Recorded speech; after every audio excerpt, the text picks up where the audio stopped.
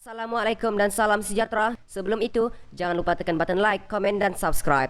Berita tergempar lagi kali ini, Megeran peguam buat laporan polis terhadap Dr. Mahathir. Berita sepenuhnya, satu laporan polis dibuat terhadap ahli Parlimen Langkawi Tun Dr. Mahathir Mohamad berhubung cadangan penubuhan sebuah badan seperti Majlis Gerakan Negara Megeran sewaktu darurat berkuat kuasa kerana ia dilihat menjejaskan proses demokrasi berparlimen.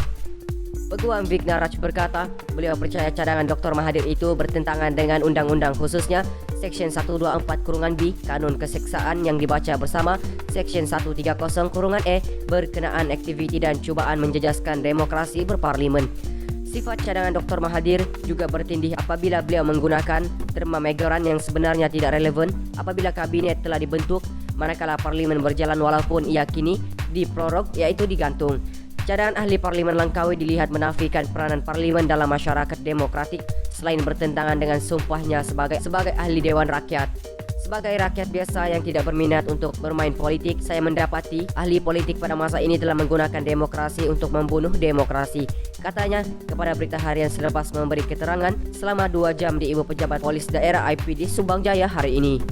Beliau sebelum itu membuat laporan di Balai Polis Bandar Sunway. Seksyen 124-B menyentuh mengenai aktiviti yang menjejaskan demokrasi berparlimen boleh dihukum penjara maksimum 20 tahun, manakala Seksyen 130-E menjelaskan aktiviti yang menjejaskan demokrasi berparlimen bermaksud aktiviti yang dilakukan oleh individu atau sekumpulan individu untuk menggulingkan atau melemahkan demokrasi berparlimen melalui keganasan atau cara tidak berperlembagaan.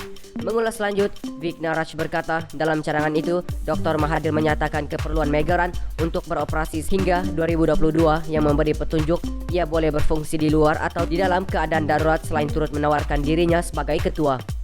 Sedangkan katanya kerajaan telah mempunyai Majlis Keselamatan Negara MKN yang merupakan legasi kepada Megeran 1969 yang kini diletakkan di bawah pejabat Perdana Menteri. Jawatan Kuasa Khas Bebas Darurat 2021 juga telah ditubuhkan di bawah Seksyen 2 Ordinen Darurat Kuasa-Kuasa Perlu 2021 untuk menasihati Sri Paduka Baginda yang di-Pertuan Agong mengenai pandemik dan darurat. MKN dan jawatan kuasa bebas khas ini mempunyai ruang untuk melantik pakar swasta. Selain itu, mereka juga mempunyai akses kepada kepakaran penjawat awam yang tidak kurang pengalaman dan kemampuannya, katanya.